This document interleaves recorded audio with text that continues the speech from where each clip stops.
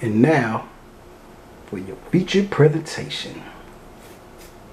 Ladies and gentlemen, I'd like to introduce to you a very distinguished speaker.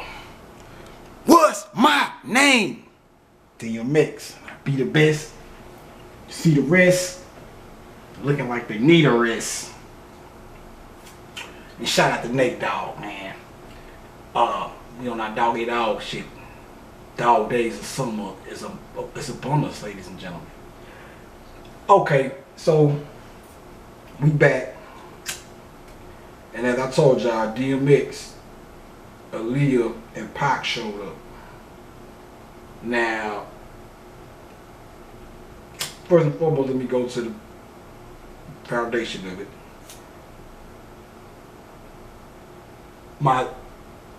First and foremost, let me say this.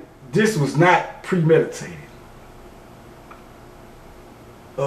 It all just happened. But what kicked it off is I wanted to draw a picture of how the earth looked after being created, and all the energy that was the Elohim that was in the center all was drawn up into Sirius Star Sirius. The Elohim is 7 mixing with the light that was already in Sirius, creating the 8, which when all that went up there, when they combined up there, that process was the creation of the sun, as we know it, Ra, the Heru, or the sun that rises above the eastern horizon. So I drew the shell. The top would be the moon, represents the moon, and it's kind of like you're looking at it from a side view with the hemisphere, well, looking at one half of the hemisphere from a side view. This would be the inside, which the inside would actually, it'll be dark because this is like a cave. It'll be a dome with a ice dome over the surface. So if you was inside of it, it'll actually be dark. With the white wall, but the walls would actually be white. So this is the darkness.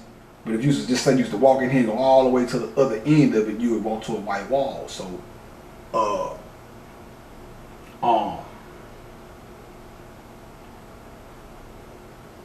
so I drew the moon, I drew the sun, the dome over there, whatever.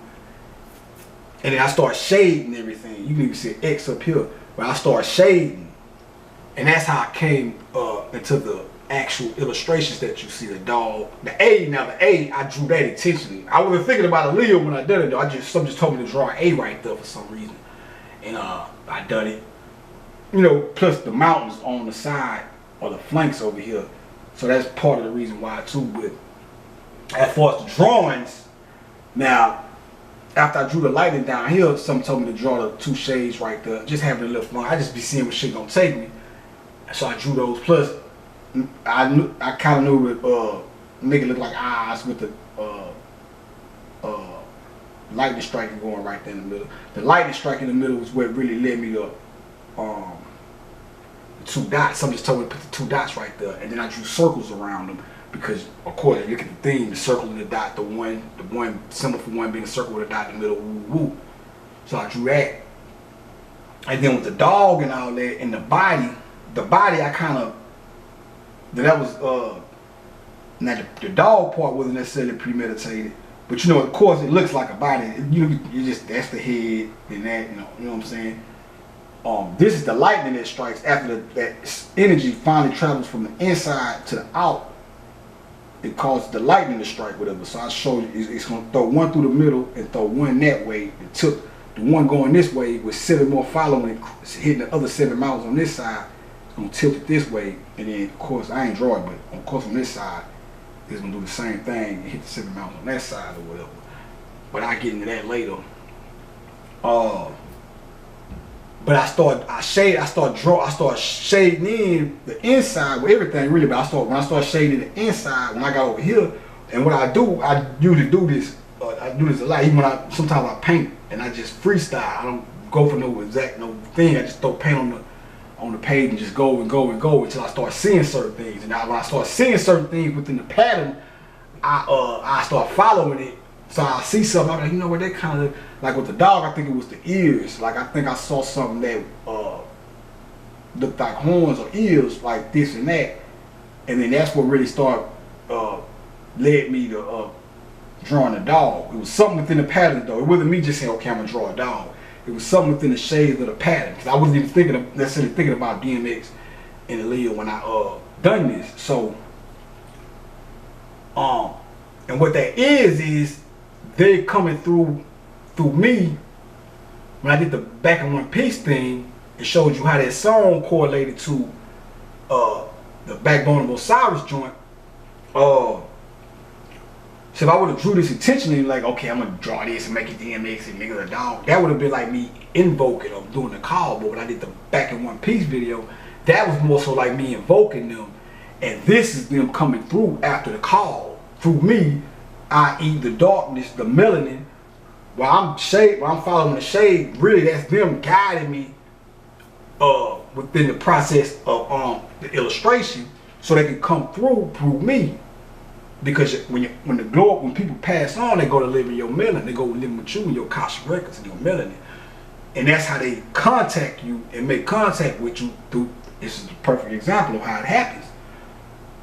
One of the ways, you know what I'm saying? It's just like I seen that a video with this dude singing Michael Jackson, the way you make me feel, and this boy sounded just like Michael Jackson. That ain't nothing but Michael Jackson coming through this man. That man sounded just like Mike, but this is just another version. That's through singing. This is through drawing, and you can straight talk to him. But which I did after this week. You know, I had a nice little conversation with X and Aaliyah. Me and Aaliyah. I know y'all. Hey, if you can't dig it, you think this is crazy talk. Hey, pay me no mind. I'm just a crazy man. But if you got some sense about yourself, this shit is serious business, and you might want to pay attention because it's a message at the bottom. So, and you know, he got the 3 dots in the middle of the head. I seen 3 dots, so I shaded them in gold, shaded the eyes in gold in the middle. And you probably can't really see it, but I got little gold flakes like falling like snow or whatever. That represents the snow falling with the gold within the snow falling to the earth to nourish the earth via that gold that's within the ice or the snow. So yeah, him and dog, then we got X. Now when I saw the dog, when I finally finished, I saw the dog, I said, damn, I said, man, that's X. And after I said that, I looked up here and saw that. I said, oh shit, that nigga was Tommy Guns and Belly. I said, yeah, Tommy Guns. And then it snapped. I said, no. And I said, Belly, his name was Tommy Buns. Pause. That nigga said, that nigga said, nah, nigga, it's Tommy Guns. I said, oh, I see. So, you got X, the dog, and Aaliyah, him and Thor, Asgard, the A, Aaliyah, so in Rick James, and remember the other new picture that I drew, I showed you how the shade brought me to the Batman thing, which goes back to the Murcielago Night series I did. Well, and when I went to Instagram to put it on my Instagram, I used the Murcielago, the song Murcielago by Kanye West and them boys. And one of my favorite pictures in it, because I do a little series when I do my videos, and one of the pictures that I used with the Murcielago Night was with Rick James when they had on that all red leather. Because in the song Pusha T is like, I'm red leather, I'm Rick James, ho. And that's which was really my favorite out of all them cause out of all of the pictures that I posted with that song, that's my favorite one. Because Rick James got a cross on him. He got a chain with a charm, with a cross charm on it. And I got the whole Pac-Man theme on it, and then I got the words Holy Ghost. You know, I'm doing this all off the Instagram app. But the words Holy Ghost, what they do is it says Holy Ghost, that it'll break apart, spread out, and it all come back together and form the words Holy Ghost. And I put that over the charm of Rick James. So when you look at the story, you'll see the Holy Ghost, and then it'll break apart, and you'll see his cross, and then I'll come back together and say Holy Ghost and cover the cross. I just thought that was one of the illest little pictures I did within that. But that was in the Mercy of Lago Night Batman thing. And then, which was a couple months ago. And then on July 22nd, I drew these two pictures. One with the Batman in the corner, and then this one. And I saw that's Rick James, the dreads. You got one father right there and one right there, the lightning and the dreads. So that's the Rick James aspect of it. We want to leave him out. He didn't really say much though, but he showed up. You know what I'm saying? And then this looks like a ghost when you look at this shit. Eyes, you know, the ghost or whatever. So, or the ghost how they give it to you in cartoons and all that shit. So, yeah. So niggas like, man, this Tommy gun. Woo. So,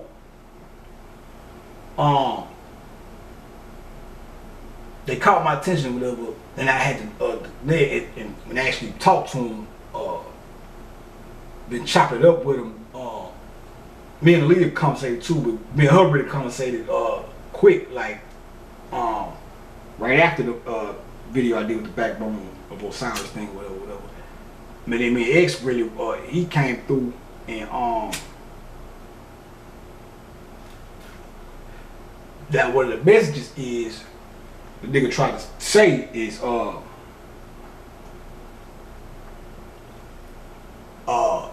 niggas need to get you some knowledge yourself. That's the best thing going around this motherfucker. Do whatever you gotta do to make a living and live and party and have fun, but if you ain't doing this shit, you off your rocker, because and that's what he said, because basically what he's saying was, and that's where the Pac element come in at, because Pac came through with it too. But see, this the thing about with him, just the connection with him and Pac. Now if you go back after I did the Backbone of Osiris video, and after I drew this picture, when I used the video that I used a DMX song from one of the videos. I tagged it in one of the videos, my story or whatever, when I was promoting the video, one of the videos or whatever. And I chose a song, This Is For My Dogs. Now I heard that song before, but I didn't necessarily remember the lyrics. It's been so long since I heard it. I don't even think I heard that song since I've been out of jail, and that's 2010. So and when I first used the song, I didn't even go to X verse. I used the first verse because I liked what the nigga said in the beginning. He was like, the spark is in the nigga heart that calls him to shine. And you know what I'm saying? And the theme was there, this is for my dogs, this is for my dogs. So I was like, that's where I wanted it for that one. And then I used another, the same DMX song for another video.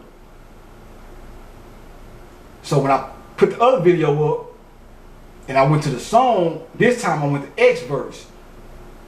And the part this nigga was really leading me to this shit. And the part he led me to was when he said,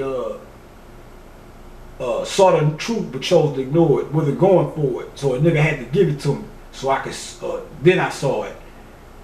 What he was saying was, now he wrote that back then, so it's not, I'm not saying, you gotta look through this shit with your spiritual out. I'm not saying, oh, he wrote that back then and it was no for me and all this. No, I'm saying he led me to that song because it's similar to what the point I'm trying to show you with him and Pac. Now with Pac, he saw the truth, chose to ignore it as well. When he went to jail, the guards told him he could walk into the 5%, which I'm sure X did too in his travel. For one, he's from the East Coast, so you're an East Coast rapper. 9 out of 10, you done came in contact with the guards or whatever, the 5%ers or whatever. But I don't have a detailed account on him. The Pac is a detailed account because he said it out of his own mouth. That they told him and he wasn't trying to hear. But that's why Pac came through with him, to show the connection. And but now that they on the other side, they know now. Just like when Pac, I remember Bobby Hemmy was in one of his lectures. They had a lecture, or they had got a channel from Pac, somebody that got the channel, they wrote it down, and I knew it was I could tell it was real, because when the sister was reading it out the paper, it sounded like Pac. I'm not saying she sounded like Pac, but the way she was saying it was like, that's the way that nigga talk. You know what I'm saying? And all the shit he was saying was in the channel. I was like, yeah, that's that nigga Pac, because he was, you know what I'm saying? He was basically telling niggas, trying to keep niggas from this shit from getting where it's at now, rapping shit like so many words, keep it from being a situation where him and Biggie died in vain in regards to all the hoopla and shit. You know what I'm saying? And keeping the shit from getting to where it's at now. Well, now this shit is getting too far away from the music, and now you got all these niggas warring with each other and all this old bickering and shit fucked up, and then the people running the music industry and shit, these motherfuckers is playing motherfuckers against each other, using motherfuckers against each other, divide, conquer, and all kind of shit. So and even with the Pac thing, even though Pac, he took little shots at the East Coast in general, which is one of the things I didn't really felt he should have did. This, you know, even though I know why, I understand, because it was one of the things where I guess the cats he had problems with had a little stretch out there on the East, so it caused him to be a little bit more alert when it came to the East Coast, because he knew that the cats he was beefing with had a lot of pull out there. So and he had love for the East Coast. We all know that shit. The nigga was out there before all this shit popped off. He got shit. Go listen to Me Against the World. He got a damn whole song dedicated to them niggas, the old school East Coast and shit. But when him and Big, when all this shit was going on, he took little shots at the East. But ultimately, it wasn't like he hated the East Coast and no shit like that. But I said all that to say, the industry or the media are the ones who hyped up the East-West thing for real, for real. Now don't give me, even the little shots Pac kind of took at the East, shit he said that kind of sounded, shit he said that I would think that East Coasters would be like, he shouldn't have said, or would probably been a tad bit offensive to them. I you know, wouldn't necessarily agree with it, because, you know, because like with me, where I look at it, it's like, it don't matter who the hell you beefing with in whatever city or wherever they at, you can't say fuck the whole. And he never really just said it like that, but you don't want to, when you're in the midst of a confusion like that, you want to be clear. So if it's between you and somebody or people in particular, you try to stay in particular and try not to make it a thing where you're talking from a perspective, or make it a thing where it seems like you're talking from a perspective where you're saying fuck the whole East Coast, whatever. So the East and West Coast shit, but don't get me wrong, it always been a slight rivalry there, because the West Coast niggas, which Pac also spoke on too, he always felt like they always felt like East Coast didn't really want to give them their props for a minute. You know what I'm saying? You know, East Coast, that's the home of the hip hop, and them niggas got a little arrogance about them and shit. So we all know, New York niggas know too, so it ain't no dissing or whatever. We all know the goddamn deal with that. But you know, you don't want to never say, if you beefing with a nigga in Stand Back Alabama, just because you beefing with him, you say fuck the whole Alabama or no shit like that. You know what I'm saying? Especially from a business standpoint, because shit, we gonna lose money. But just from an overall perspective, you don't want to do it. I ain't just talking about because of the money, but anyway. So yeah. So the point niggas trying to make is, you want to come into the knowledge of self while you're still here, before you pass on, to save you the goddamn hassle of having to make the transition, don't know shit, and then get recycled back down here and it'll tell you what the hell you got to go through when you come back, and you know what I'm saying. That's, you know, you see how the shit is now, so you come back from scratch and shit and be all that. Tell you what the hell you got to go through to find out knowledge yourself. That's what this shit is all about.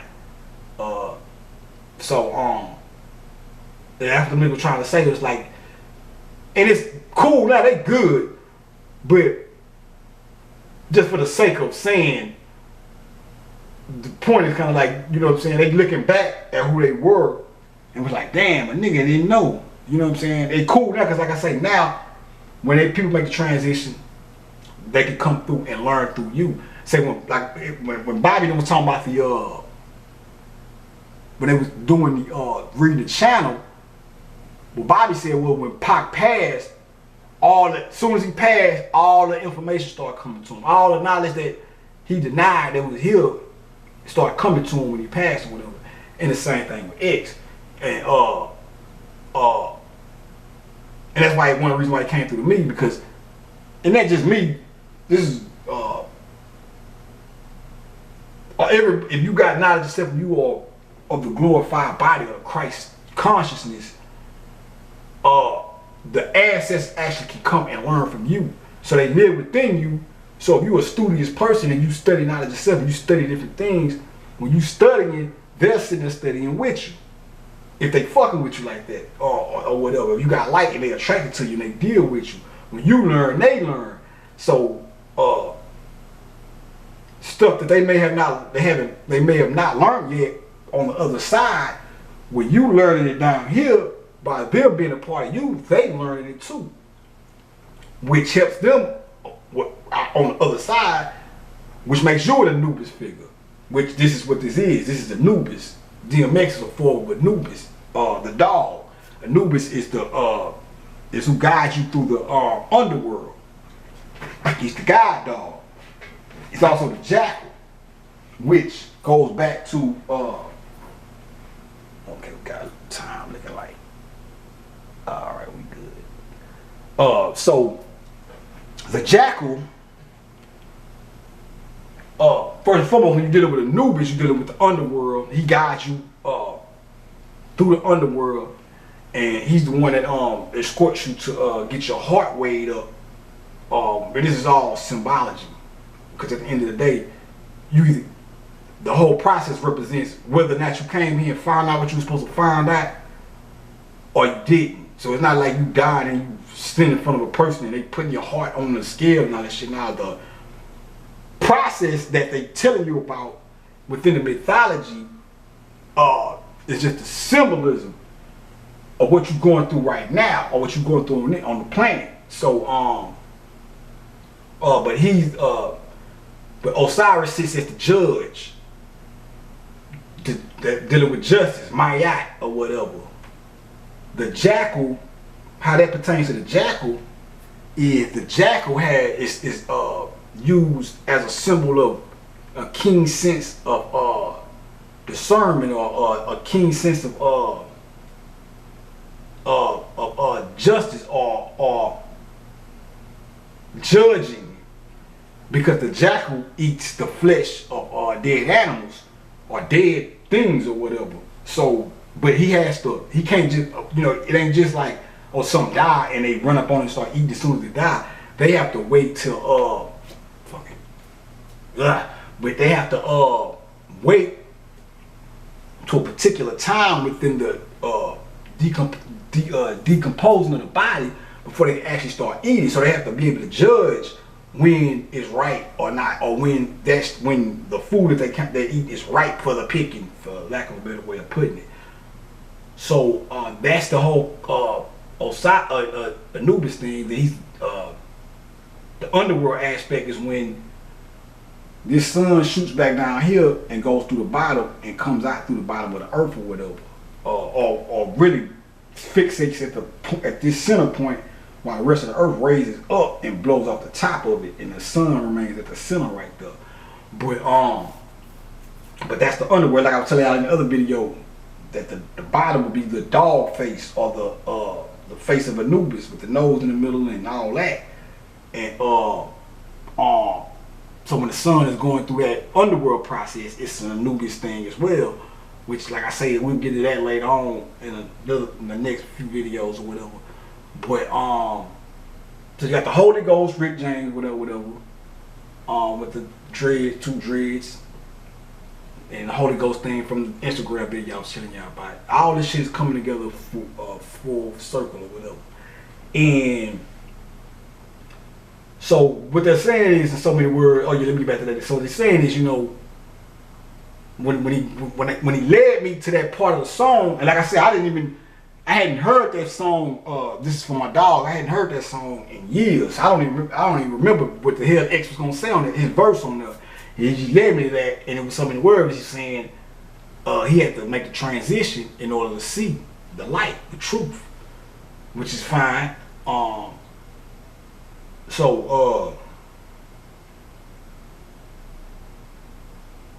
What else we dealing with? Yeah, so we did. Let's see what else we were supposed to touch on.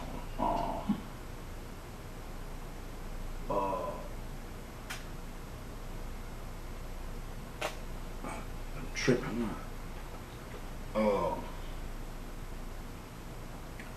So we did the hearing dog thing. Yeah. So we go back. That was the thing too. The whole drug thing. Now, in the last video I made, I ended up somewhat like when I was talking about the doing things responsibly, drinking, because I was talking about the beer raining and how being conscious or living, you don't necessarily have to be a damn McGruff the crime dog. Just say no to intoxicants, for lack of a better way of putting it. You just have to do things responsibly and know what you're doing and know who you doing what you're doing with. You know what I'm saying? But the reason that came up now that it all coming together is, you know, they say X passed because of the fentanyl thing in the drugs, which goes back to what I was saying. Don't listen to me and hear me say something about some shit I done did as far as drugs, whatever. And you, well, I'm gonna go do it because he done it. I don't, you know, I try to, you know, do what your spirit guides you to do, but whatever you do, like I just told you, do whatever you do it responsibly. And X is the perfect example of that now because shit, really gotta watch. That's why I really be kind of light and trying to watch how I word this shit, because I don't, because at the end of the day, all this shit is crazy now. So when you fucking with drugs and shit, you can hear me talk about some shit, but there's a lot of shit going on around this motherfucker. You gotta know who the fuck you dealing with on whatever you do. Hell, with everything, ain't even just with hard, quote unquote hard drugs, even just weed.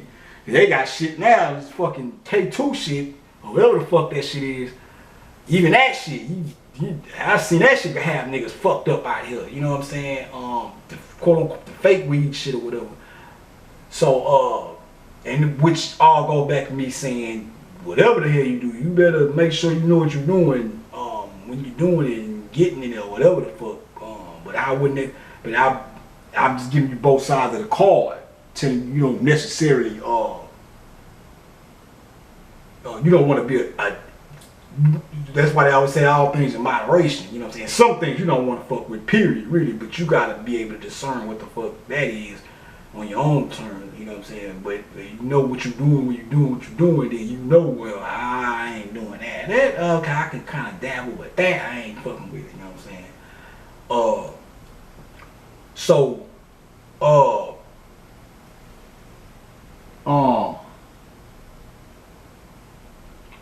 We're gonna go to the book of coming forth by day.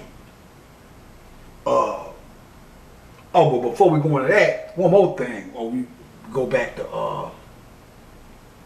when you look at the picture, I was looking at it, I'm like, man, I done seen this nigga in a movie where he looked like this, like he had like I don't know if he had a trench on,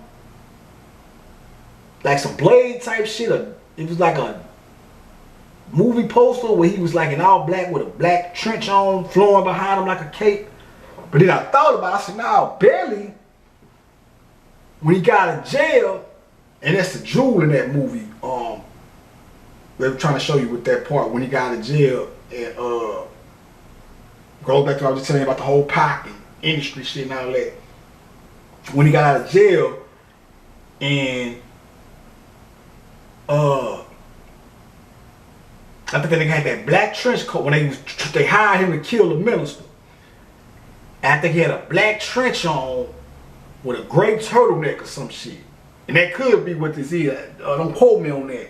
But it was, the more and more I looked at the picture, the more and more I was like, man, I seen him in a movie was looking like this with the, but I think that's what it was. When they hired him to try to kill the minister and shit. Which that was a jewel in that movie or whatever. Showing you how the motherfuckers get niggas, they'll pay niggas to try to take out people who they feel are a conscious threat or whatever, or some shit like that. And of course he didn't do it or whatever. So, but I wanted to touch on that too. That was key. But yeah. So you got the man and his dog in the A with the Tommy guns or whatever. Like I said, that nigga was like, Tommy guns, nigga. I was like, word. But and then the crazy part about this shit too, another thing. Wrestling, whatever they call it, WWE now. I remember back in the day they had a goddamn I'm looking at my notes and I putting together, I was writing down everything I wanted to make sure I touch on, and the whole X and Pac connection. What I put for that was X-Pac, which led me to the wrestling shit where they had a motherfucker named X-Pac on WWE back in the game. I just thought that was interesting to know. But moving right along, we're gonna get to this book of Coming Forth by Day. Now the book of Coming Forth by Day, what that is, see, in early literature, you'll hear a lot of people call it the Book of the Dead. And the reason they call it the Book of the Dead because it's a compilation of papyrus texts that were found inside of the tomb of people who made the transition in Egypt. It was a consolidation or an anthology of them, all put together. And the reason they put them in the casket with the people that's deceased is because it's supposed to help guide them through the spirit realm after they pass on or whatever. But at the same time, not only was it for them, it was also prophetical and was because we're in the underworld right now. And your journey through the underworld is the journey of knowledge of self. So when I finally read a book Coming Forth by Day, that's when I realized that not only was it for them, that shit was giving directions on how to navigate through now this underworld we in, or this time that we in right now, and I'm gonna explain to you how. So now, in 2016,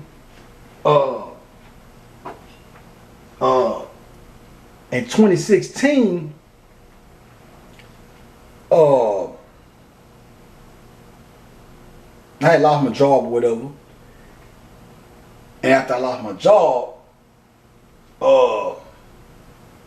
I started thinking to myself, I said, man, maybe that's a sign. Maybe, I was like, man, my whole life, all I ever wanted to do, or my whole plan was, since a kid, was use my musical talent to do what I wanted to always do, which was make music, and then use that, then diversify that into other business, entrepreneur opportunities or whatever, and then employ people myself and be, i.e., a businessman or entrepreneur or whatever.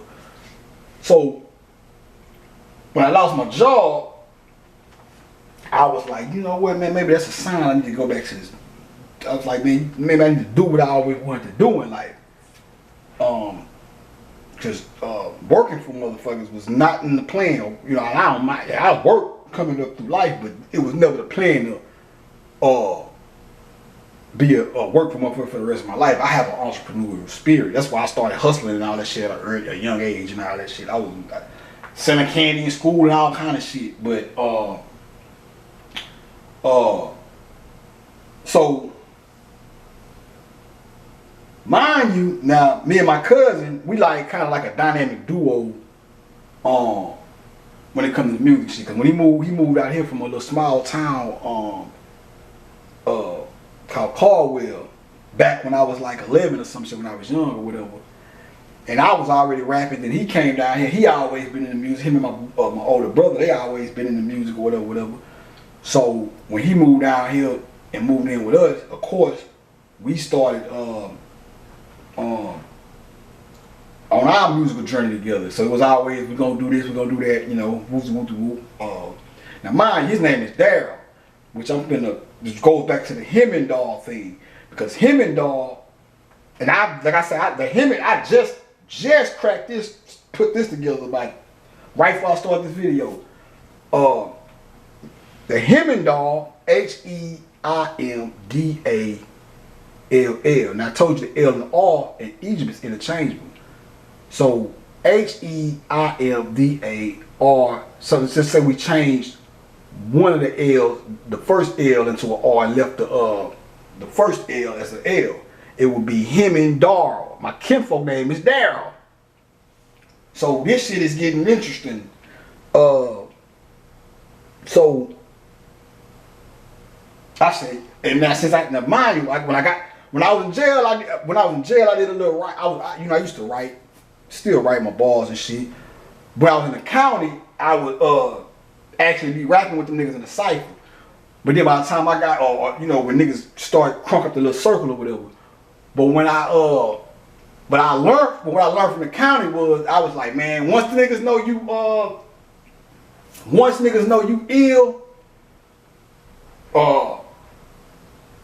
niggas gonna, every time some niggas get to rapping, or they gonna come on, they call niggas Southwest down there, come on Southwest, woo, Little West, come jump in the. I learned that shit in the county early, so by the time I got to the actual penitentiary, I said, man, I'm not even telling niggas I rap, because I don't want to be in no cypher. I don't want niggas bothering me every time I rap circle. Come on, man, come here. I fuck that shit. And I feel like I'm the best rapper ever. And I ain't saying that just because I'm me. I'm saying that based off of shit my own critique from my own critique of my own writing and phenomenal freestyles I done in my life, just off the dome, going off hours and hours on end, stumbling and fumbling, barely, few little mistakes here and there, before the vast magnitude of the whole. You would probably wouldn't even believe this shit if I just went into detail, but the vast majority of it, I'm just straight up going off as if I wrote this shit. You would think this is some shit, I'm written shit, and it's all coming out the dome. I done some spectacular shit with that music shit. That's why I be like, I feel, and ain't this all a matter of opinion. Every artist, not everybody does, because even Pac, when you said that he told you, I don't feel like I'm the best rapper, but when you come from that,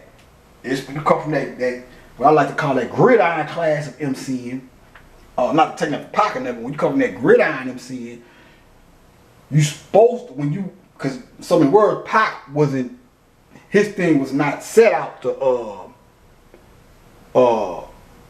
and let me say this one thing, I'm gonna jump back to that, but the ass guard thing with Hemmendall, he sits at the gateway with his hands on his sword pointing down, with his sword pointing to the ground with his hands on it. That would be the handle of the sword or whatever, of Hemmendall or whatever. Go watch the Thor movie, you'll see it. And if you follow me on Instagram or whatever, I posted a picture. Some more shit I just seen. A picture I took the other day while I was blowing smoke.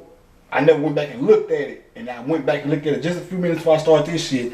And it got the smoke is shaped like the mask of Hemmendall over my goddamn face. This shit is real in the field. And I posted that picture, and then after that I posted a picture of him and a picture of him from the Thor movie to show people. Man, this is smoke. Now with the mask shit on my face, that's just me blowing. I can't. That's ruach. The air, the breath. That ain't. I can't. Once I blow the smoke out, it do what it want to do. So he can't say, oh, he shaped the smoke. No, him and dog, nigga. Like I said, my kinfolk named Daryl. Him and Daryl. Listen to this shit. So anyway, when I was in jail, when I was in penitentiary, all the places I went to penitentiary, I stopped telling niggas.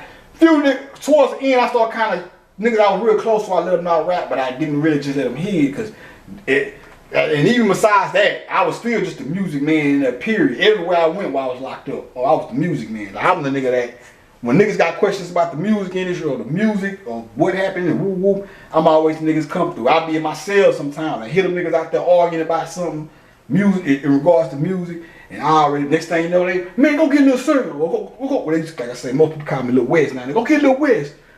Or nigga, next thing you know, niggas at my cell though. Man, say, bro, what year did such and such come out? Man, this nigga talking about them niggas did this, but man, that song, and yeah, I have to straighten it out. You know what I'm saying? For the most part, I would have an answer to the question. And sometimes I'd be like, well, I don't know, but anyway, I got out of jail, and I think subconsciously, I never said, oh, I'm not doing music no more, or I'm not pursuing my music career. But I think subconsciously, something made me more reluctant towards it. And one of the reasons I say it, I think one of the reasons why when I got out and I started looking at YouTube and I started seeing how the music industry was, the behind the scenes shit and how this shit was really popping off, I was like, oh no. And I'm not saying there ain't people in the music industry that's navigating through without getting caught up in the shenanigans, but I think once I started seeing all that shit, I started saying, oh man, that goddamn music industry kind of foul. And I think once I started seeing on the videos, subconsciously, it kind of made me a little bit more reluctant or towards the whole music industry thing. But that don't mean I can't do music. I do music from the heart, so I'm gonna do music regardless. And I ain't just talking about doing it for me, just to hear and be like, yeah, I do it. I want people to hear my shit. So, but that's the whole quagmire of this shit. I be like, well, you know, the independent thing is cool too, whatever. But you know, the mainstream shit, it's like politics and that shit. But anyway, so let me hurry up. But so I lost my job. But the whole time I got out in 2010. So we're talking about the reluctance or whatever. But 2010, so the whole while I had been out up to 2016, my kinfolk was always be trying to get me to come out there and work with him on the music or whatever. He don't really have a big studio, but he had a studio program or whatnot, and I think a keyboard. Which is workwittable. He called it working with the whatnots. I can dig it because even when I went over there, I had to he was using the drums from the actual studio program where you had to use the mouse. I can't get jiggy with that. So what I used to do, I would download drum kits from Google Play, and I would use the drum from that, which worked out good. I made some good shit over there. Some cool shit. I never got to follow all the way through because a lot of shit started happening with it, whatever. So I never got to follow all the way through with it. But I still got some shit over there that's ill that I can take and make some shit. I don't know. I remember last time I talked to him, the computer that everything was on or whatever was he had a problem with it, so I don't know if he was able to get it fixed and retrieve everything or what. But I need to get up with him. But so he had been trying to get me to come over there for the whole time. That's like 6 years. And so I said, man, I get to chopping it up with him. He was like, man, come on out here, man. You can move out here, whatever, man. We gonna, you know, because like I said, it was always our dream. It was always like a tag team with the shit, whatever. He rap and produced too, but he was producing before me. You know what I mean? He really kind of got me into the whole producing aspect when he moved down here or whatever. So he rapped, he produced and rap too, but at first it was just like he was the rapper producing, I was just a rapper or whatever. But you know, so I finally go over there, I move in with him or whatever. This the end of the summer. I had blew all my fucking, I had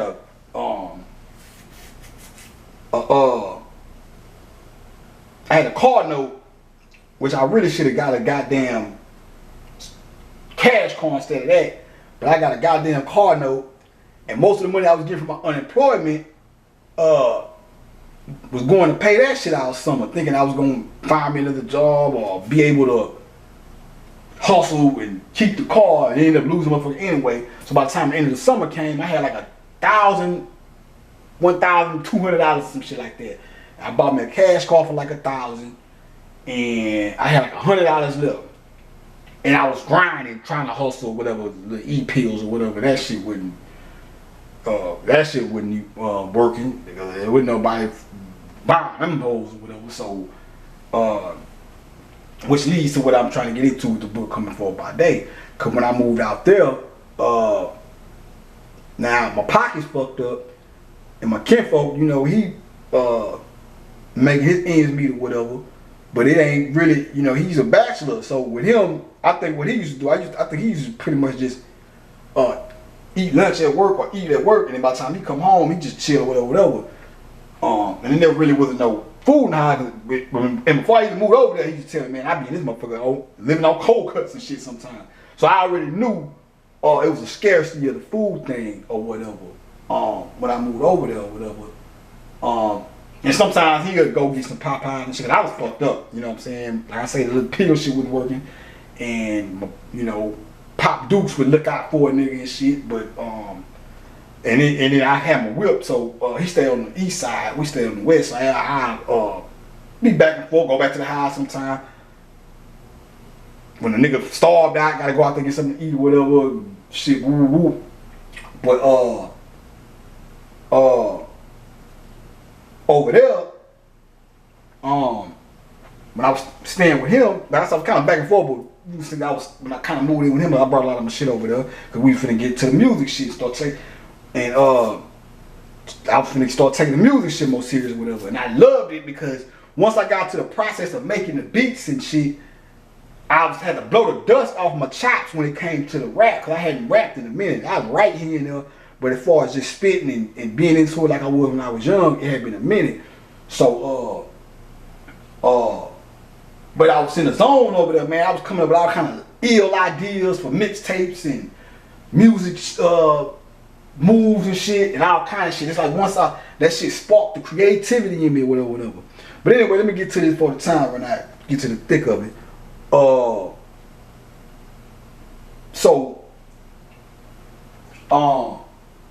To bring it to the book of Coming Forward by Day. Now I had the book of Coming Forward by Day over there with me when I was over there. So I did this. One day, because at first when I went over there, I was just fucking with the beats and shit. I wasn't even spitting yet, you know what I'm saying? And then eventually I was like, all right, let me go get in the booth or whatever. And, I think I was trying to freestyle over some track or something. And let me go ahead and do my little warm up, get back in them fucking on the vocals or whatever. So I'm spitting, but I'm kind of off. And I'm like, damn, my kinfolk was like, he's like, you gotta breathe, kinfolk. Your breath control, breathe. And I was like, right, woo, woo. So I fucked around a little bit, a couple more minutes, and I went and sat down, and I picked up the book of Coming Forward by Day. Bullshit you not, turned to a random page. And the page that I turned to was talking about air. Shoot, if I ain't mistaken. But it was talking about air. I can't go into detail. If I had the book right now, I could and turn to it and see it. I know which one it was, or which chapter or whatever. But it was talking about air. Right after this nigga was just talking about breathe, kinfolk. You gotta work on your breath, blah blah blah blah. So I was like, damn, okay.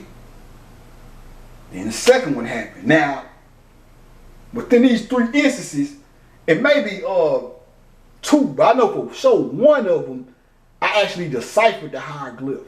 I think it was this one. But like I said, over there we didn't really have lack of food, lack of water, whatever. Cause I'm, you know, I ain't gonna sit there and say I drink 45 gallons of water a day, but I understand the importance of water, and keeping water in your system. So by my pockets being fucked up, before that, when my pocket was right, shit, I was alkaline. I was still with my old man and shit. I'm going to get alkaline water, and so I kept water and food and all that shit. But I was over there, pockets fucked up. Kinfolk just trying to make it how he make it. So we really had no water and shit sometimes. The nigga be that motherfucker kind of dehydrated and shit. And then the fucking with the pills and shit. I'm a real nigga, I'll let you know. I ain't one of them niggas gonna front with you. I'm gonna tell a story and get you the lesson out of it, whatever. And it wasn't necessarily me doing it. It was, on one hand, the shit was helping because the motherfuckers curb your appetite. So, but it ain't good to do that. I was taking them every day and shit. Which was a bad habit. I wouldn't suggest nobody do. But the motherfuckers dehydrate you. So, but at the same time, they curved the nigga appetite, so it was like it was going hand in hand, because it was like, it might not be in to eat this motherfucker, and I ain't got really no money to go get nothing to eat, but I'm on these tabs, making the music and shit, so my appetite curved, so the hunger ain't really, some days, you know, a nigga just don't even have shit, but the hunger would be kind of curved out by the pills and shit, whatever, so it's all kind of working out or whatever. But they dehydrate you though. So one day it was on the weed, it was like a Saturday. And I was hot. My body was like hot as fuck. So I'm like, man, what the fuck going on? I'm hot. And I'm still on the couch, my kinfolk on the other couch. And I looked over at him, he drinking coffee and smoking a cigarette. Which another thing was dehydrated niggas smoking Black and Miles and all that old shit. Smoking dehydration period anyway, but so that's when it snapped on me. I say, man, and I thought about him, I never really seen him drink water, like drinking no water and shit. And that's when it all hit me. I said, kinfolk, we tripping. I said, man, we ain't drinking enough water, man. I was telling him about the melanin. I was like, melanin and water go hand in hand. So, and we ain't drinking enough water. Woo, woo. I bullshit you not. Pick that book of Coming Forth by Day again that day. And I think out of one of these three, I deciphered one of them because the way the book's set up, it has a hieroglyph at the top and it has the translation at the bottom. And I think one of them, I looked at the hieroglyph and I figured it out. And then when I looked at the translation at the bottom, it showed me that I figured out was right or whatever. I hit the nail on the head. So right after that shit, I seen my kinfolk with the coffee and all that shit, whatever. I picked the book of Coming Forth by Day, the book of Coming Forth by Day up, turned to a random page, and what they was talking about on this motherfucking page, drinking water to not be burnt by the fire or something like that. It was that's so many words I'm paraphrasing, but that's what it said. I say, that's what my body was, the fire, that's what they was talking about, not being dehydrated. And I had just told them we gotta start drinking more water because my body was hot. So I told him about the breath shit. So I was like, kinfolk, look, you just told me that. I turned this random page, look at this. Then that happened, I told him about that. I said, look, remember what I just told you? I just turned to this random page and look what it said. Drinking water not to be burnt by the fire or something like that. And that's why I was saying this shit, even though it was from back then and they was putting it in the coffins with the people that made the transition back then from their journey in the underworld after making it to the spiritual world, it was also prophecies to tell niggas about today. And this the one that's gonna really show you that that's what that is. Now, I had that one with the drinking the water not to be burned by the fire thing. Another one I ran across, now this wasn't necessarily no synchronicity, it's a synchronicity in general, but it wasn't a particular synchronicity. This was just a breakthrough. and which what really opened my eyes to the fact that this shit was left back then, not only for them, but to give us, give us some guidance and navigations through this bullshit we going through current time. And that was this.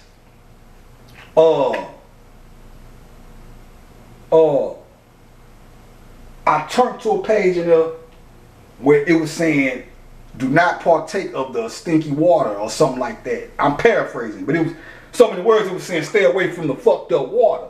What's the fucked up water? Faucet water.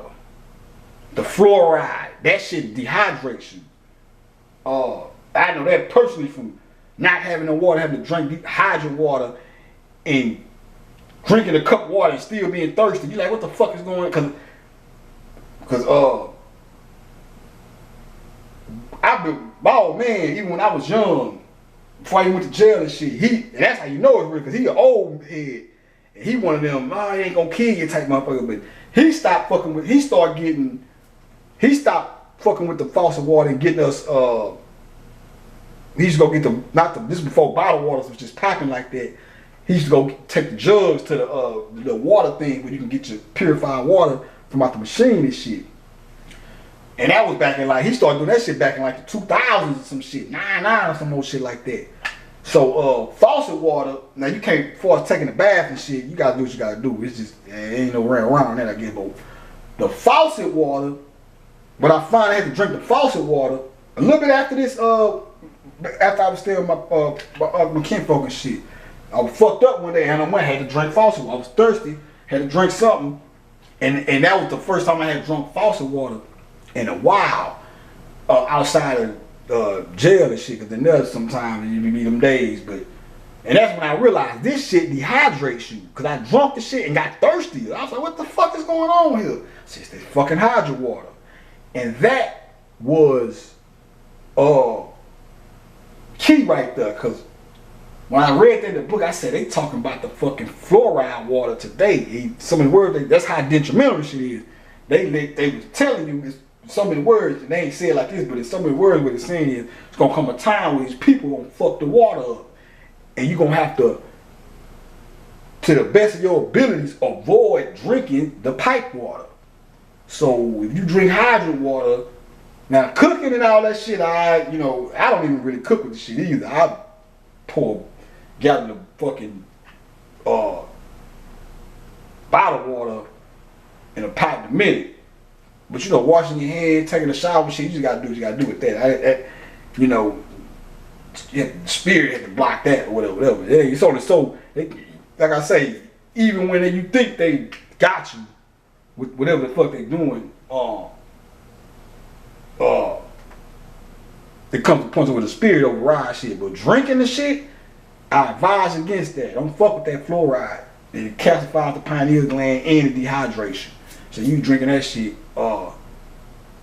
But that's the book of Coming Forth by Day experience I had, which is relevant to the whole Anubis thing, because Anubis is the one that guides you through the underworld or whatever. So and the time is running out on here. I'ma either start my next video off by finishing off the X thing, but I'm thinking about doing a go ahead finishing this series out and then coming back to starting off where I left off right here and giving the X his own X and Aaliyah and pocketing them another video to go a little bit more in sight with what I'm talking about in here. But this is what it would look like once the dome froze and the water rose up through the top in the Christmas in July thing or whatever. So yeah, man, I hope y'all niggas enjoyed this shit. I enjoy sharing it with you. And I'm gonna show y'all now. I'm gonna show y'all another one too. Remember this though, but I'll flash it back. But it's some other shit that happened right after I drew this. But y'all niggas be easy, man. Peace.